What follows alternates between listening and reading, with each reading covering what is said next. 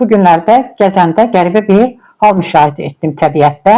Elə bir ki, bəzi ağaclar torun içində idi. Yəni elə bir hörümçək toru kimi bürümüşdü və özdə fikir verdim ki, bunların hamısı tut ağaclarıdır.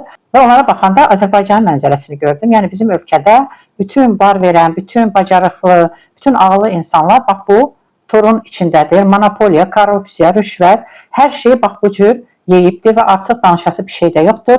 Ümid də yoxdur və ümid olmayan yerdə də hər kəs bir cür dəlirir. Necə ki, Türkiyədə aşkın kapışmaq demişkən, Türkiyədə də hər kəs dəlirmiş, bizdə də və olan qalan, az qalan o ağlımızı qorumaq üçün ya nələrsə yazırıq, ya nələrsə deyirik, ya nələrsə edirik və sonunda da məzələnirik. Bəli, hakimiyyət bizdən məzələnirsə, iqtidar, biz niyə ondan məzələnməliyik ki? Sevinç Telman qızı da öz bir videosunda deyir ki, yəni bundan danışmaqdansa başqa şeylərdən danışaq. Nədən danışaq Sevinç Telman qızı? Artıq danışası bir şey yoxdur. Meydana çıxıb bu sistemi arxaya göndərmək, dəyişmək lazımdır. Amma onu dəyişəcək güvəni də iqtidar elə öz sistem müxalifəti ilə əl birliyi edib hər yeni güvəni, hər yeni insanı beşiyindəcə vurub məhv etdiniz. Oyan kimi gözəl bir hərəkət yaranmışdı. Kim onu dəstəklədi ki? Çox az qisim xalqdan olan bir hissə.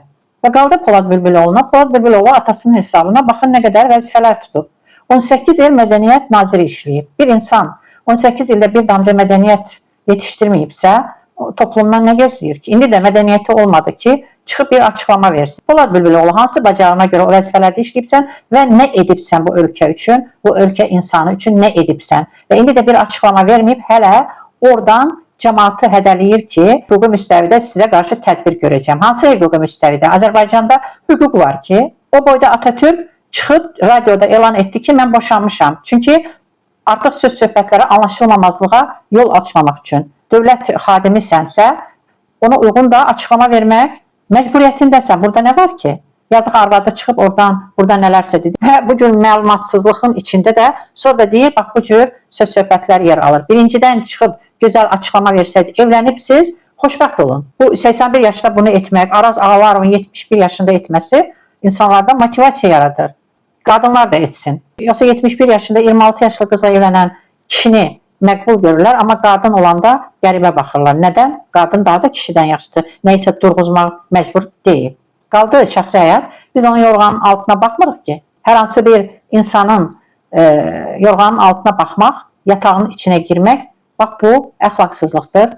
Orada nə istəyirlər, etsinlər. Əksinə, özünün yatağında heç nə olmayan, özünün kravatında deyə, heç nə olmayan başqasına baxar. Bəlkə orada maraqlı bir şey görər deyə.